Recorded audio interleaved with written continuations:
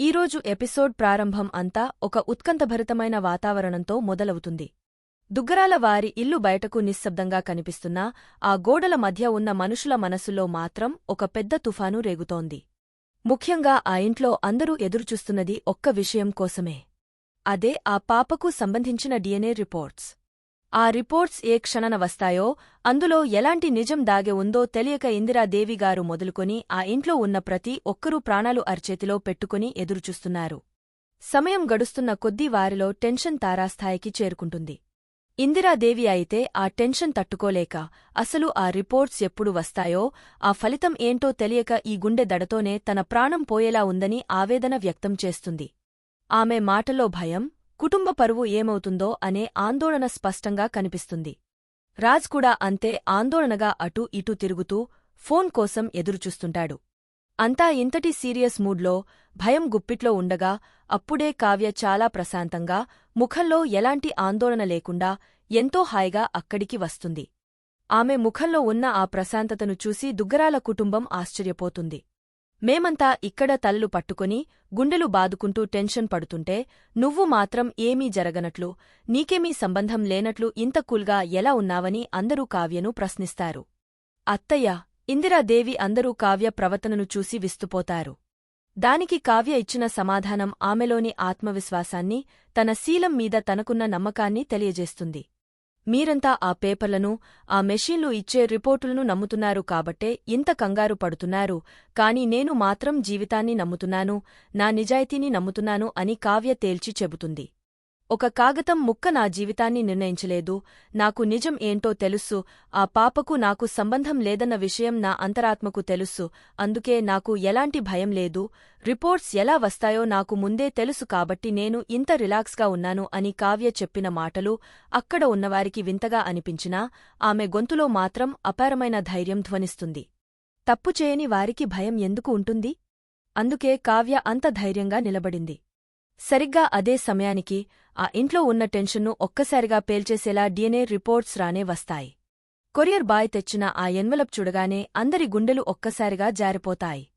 రాజ్ వణుకుతున్న చేతులతో ఆ ఎన్వలప్ను తీసుకుంటాడు. పక్కనే ఉన్న కళ్యాణ్, ఇందిరాదేవి అందరూ ఆతృతగా రాజ్ వైపే చూస్తుంటారు. రాజ్ నెమ్మదిగా ఆ కవర్ని తెరిచి అందులో ఉన్న పేపర్లను బయటకు తీస్తాడు. ఒక్క క్షణం అక్కడ నిశ్శబ్దం రాజ్యమేలుతుంది. రాజ్ కళ్ళు ఆ రిపోర్ట్లోని అక్షరాలను చదువుతున్నప్పుడు అతని ముఖ కవళికలు మారిపోతాయి. అంతవరకు ఉన్న ఆందోళన స్థానంలో ఒక్కసారిగా షాక్, ఆపై కోపం, ఆశ్చర్యం అన్నీ కలగలిసిన ఒక భావం అతని ముఖంలో కనిపిస్తుంది. అసలు అందులో ఏముంది అని ఇందిరాదేవి కంగారుగా అడిగినప్పుడు రాజ్ నోటి నుండి వచ్చిన మాటలు కావ్య గుండెల్లో పిడుగులా పడతాయి. ఈ పాప మా పాపే అని, ఈ పాప డిఎన్ఏ కళావతి డిఎన్ఏతో మ్యాచ్ అయిందని రాజ్ చెప్పగానే కావ్య ఒక్కసారిగా ఉలిక్కిపడుతుంది. ఆమె నమ్మకాన్ని ఆ రిపోర్ట్ ఒక్క దెబ్బతో కొట్టేసినట్లయింది. కావ్య ఆ మాటను నమ్మలేకపోతుంది. నో, ఇది అబద్ధం, ఇది పచ్చి అబద్ధం అని గట్టిగా అరుస్తుంది.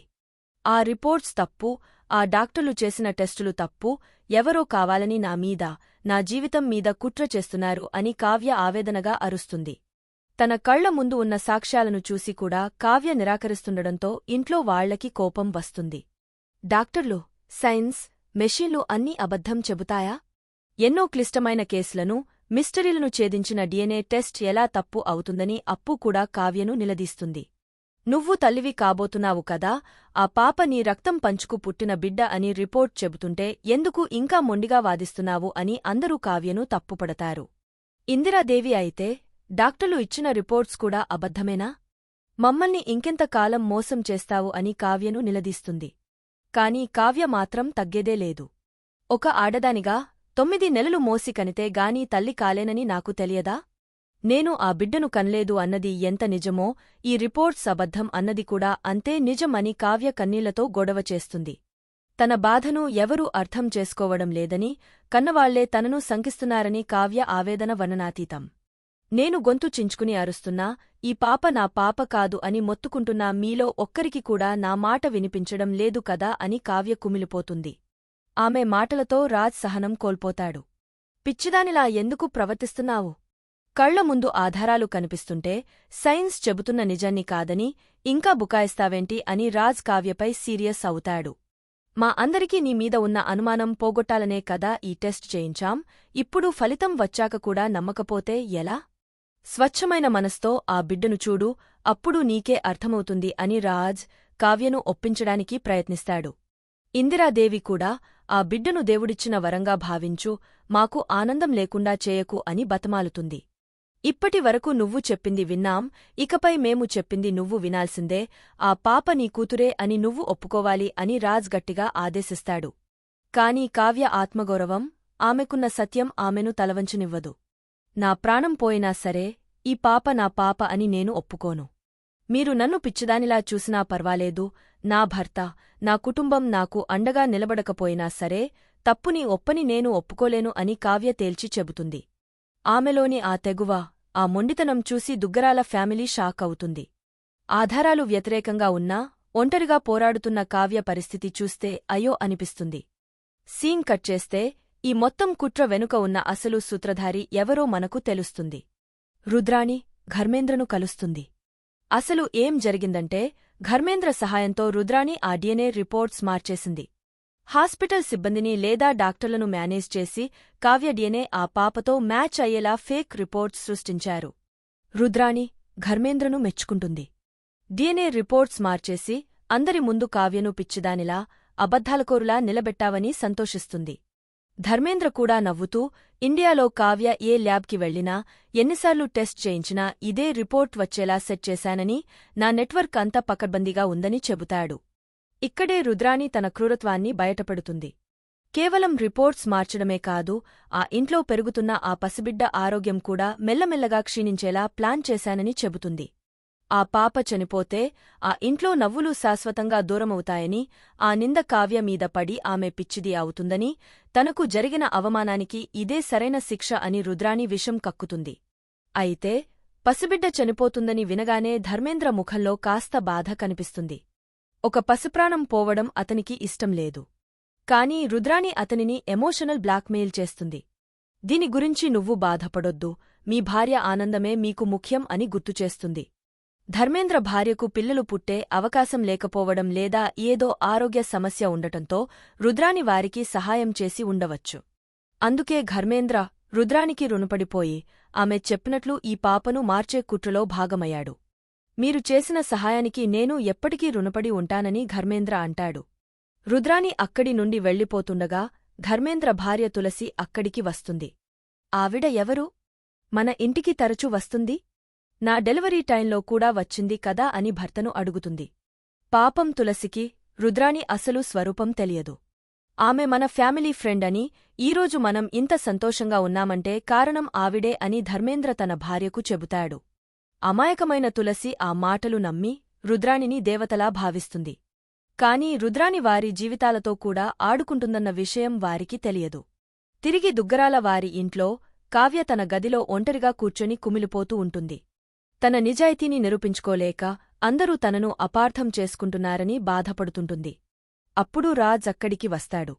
రాజ్ ఇప్పుడు కోపంగా లేడు, అతనిలో ఆవేదన ఉంది. భార్యను ఓదార్చడానికి ప్రయత్నిస్తాడు. క్షణం కూడా నన్ను వదిలి ఉండని నువ్వు ఇప్పుడు నన్ను చూస్తేనే తల తిప్పుకుంటున్నావా అని రాజ్ ఎమోషనల్ అవుతాడు. కళ్ల ముందు నిజాలు కనిపిస్తున్నా నువ్వు ఎందుకు ఒప్పుకోవడం లేదు కావ్యా?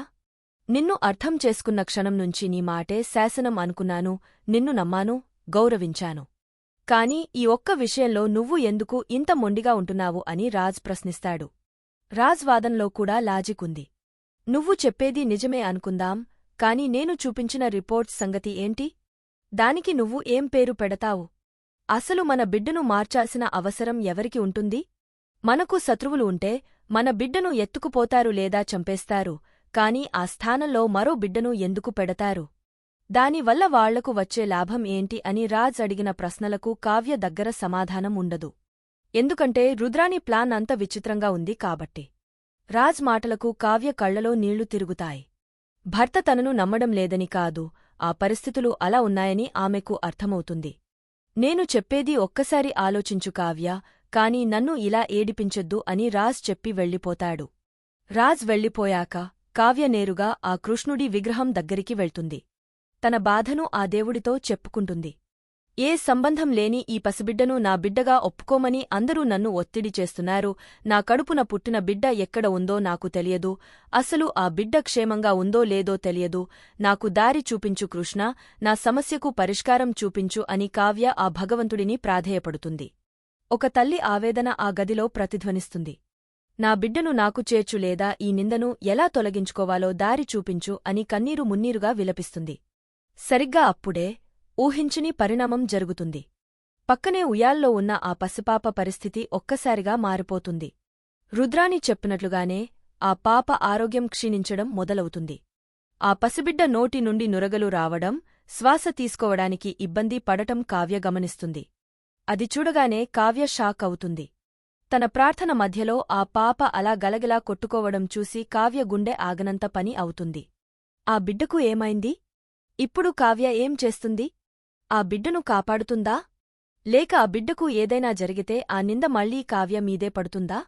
రుద్రాని ప్లాన్ ప్రకారం ఆ బిడ్డ చనిపోతే కావ్య పరిస్థితి ఏంటి? అనే ఉత్కంఠభరితమైన ప్రశ్నలతో గుండెలు పిండేసే ఆ దృశ్యంతో ఈరోజు ఎపిసోడ్ ముగుస్తుంది. రాబోయే ఎపిసోడ్లో ఏం జరగబోతుందోనన్న ఆసక్తి ప్రేక్షకులో రెట్టింపు అవుతుంది.